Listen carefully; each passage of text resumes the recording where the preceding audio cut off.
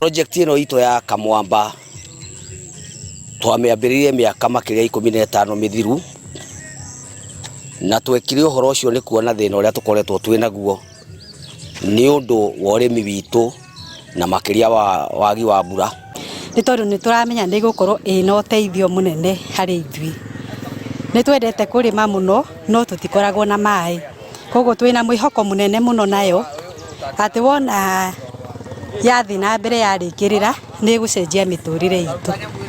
Ona therete o no Kamwamba to ni o ndiaga ona ni njukira rucini ngathi ofisi haha tugathi tukandikwo koguo iuringira jeci kana mbeu njithiri weza nguri kuria maticaguraga wira bora ni uroke rucini waroka rucini ukoragwo wira ndumagwo. Tuona anake ingeitu mahotete gukorwo makiandikwo aria marenja mitaro magikagira miferethi na niturota gukorwo tukiandika anake ta 200 o muthenya. Njuge governor ni athanire na akira contractor amwe kahinda karia kanini biu nigetha tabarira ici korwo ikirika njokerie contractor acio ciothe ngatho tondu wira uria marutite ni marutite wira mwega magacoka makoya anake itu na iritu itu nio marakorwo makiruta wira tabarira ini ici cia thirikari ya county government ya Kiambu.